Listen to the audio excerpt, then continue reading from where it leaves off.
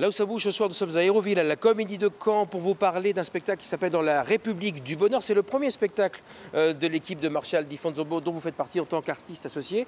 Ça commence, cette pièce ou ce spectacle de Martin Kripp, qui est un Anglais, par un banquet familial qui se termine pas très bien. Et ensuite, qu'est-ce qui se passe?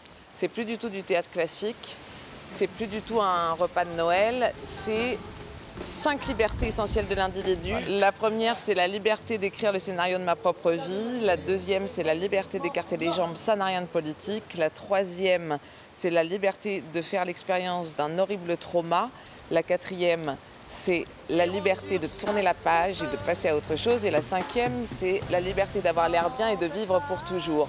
Et une troisième partie un petit peu futuriste, mais finalement c'est un futur assez proche et peut-être c'est notre réalité d'aujourd'hui. Voilà, et la particularité aussi, c'est que donc il y a 8 comédiens, 3 musiciens, on est 2 metteurs en scène, oui. Et que c'est vraiment un spectacle collectif où il y a beaucoup d'acteurs sur le plateau, où il y a vraiment des êtres humains justement qui questionnent l'être humain sur le plateau de façon joyeuse. Avec du théâtre, de la danse, de la musique, il y a tous les arts qui sont réunis. Il faut venir voir cette pièce ici à la Comédie de Caen, donc à Hérouville, et ensuite vous pourrez la revoir aussi, en tout cas à Cherbourg, puisque vous vous déplacez aussi à Cherbourg. Voilà, au Trident. Pas question que je répète ce que disent les autres. Je suis celle qui écrit le scénario. C'est un théâtre très ouvert et qui, je crois, parle de nous de manière très profonde, tout en étant très joyeuse. C'est pas mal résumé, non? Voilà, bon, si on peut dire ça comme ça. Bah écoutez, voilà, c'est parfait. J'ai fraudé le fisc. Après Hérouville, on retrouve Sabine au cargo de Caen. Comment? Elvis est mort, Sabine. Je vous présente Colin, Pierre et Manu, donc du groupe Radio Elvis. Et comme Jacques vient de découvrir qu'Elvis était mort, on est obligé de lui expliquer pourquoi vous appelez Radio Elvis. Radio Elvis, il n'y a pas vraiment de sens. C'était les premiers mots qui sont venus quand j'ai pris ma guitare au début du projet. Et j'ai trouvé que ça sonnait très bien. C'est plutôt une sorte de cadavre exquis. Et ça reflète... Parce que Elvis est mort, hein. On confirme. Oui, et Dieu est mort aussi. Oui, et Dieu est mort. Donc voilà. C'est un peu l'idée du groupe. Voilà.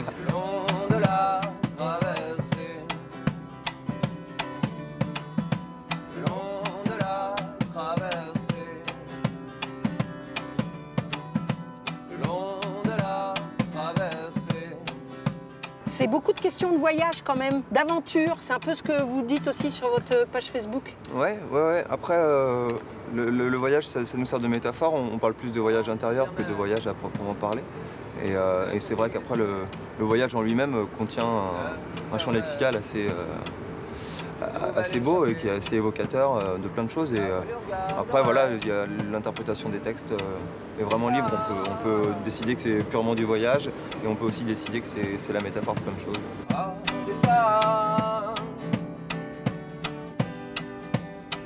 Qui nous accompagnait. Radio Elvis, ce soir, avec les 3 autres groupes, on rappelle Gandilek, La Fine Équipe et Last Train, ici au Cargo, 20h30 ce soir. En juin, à la Comédie de Caen, il y aura le projet InScène du centre chorégraphique. Appel aux amateurs avait été lancé. 150 personnes se sont rendues au centre chorégraphique pour seulement 50 places. Qu'est-ce qui vous a donné envie de venir ici? Vous, parce que là où ça bouge, je suis régulièrement là où ça bouge. Et puis c'est vrai que je ne connaissais pas du tout. Et dès que j'ai vu l'article sur le journal, je me suis précipitée pour me renseigner. Et vraiment, j'aime beaucoup ça. Oui. J'avais très envie de lancer en arrivant ici, puisque c'était pour moi aussi un acte assez fort et un acte presque politique de faire une création avec vous, avec les habitants. Si vous n'êtes pas prise, vous êtes déçue? Ouais, je serais déçue vraiment. On croise les doigts.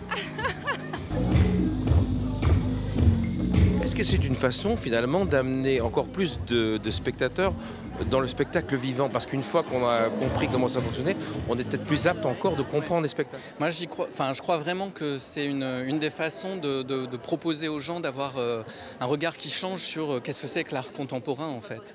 Donc le fait de pratiquer leur donne des outils d'observation, d'analyse des œuvres et sont souvent après très friands de plonger leur regard à nouveau dans des œuvres alors qu'ils ont des outils maintenant pour les observer. Je dirais simplement avec Alban, participer, bouger, et c'est comme ça qu'on va mieux encore comprendre la culture, c'est ça? C'est ça. Contrairement à ce que l'on pourrait croire, ça n'est pas violent, c'est juste un duel entre un percussionniste et un circassien. Ça s'appelle Bataille. Bataille est un spectacle drôle, vif. C'est demain soir 19h30 et jeudi soir 20h30 au Théâtre de la Butte à Cherbourg.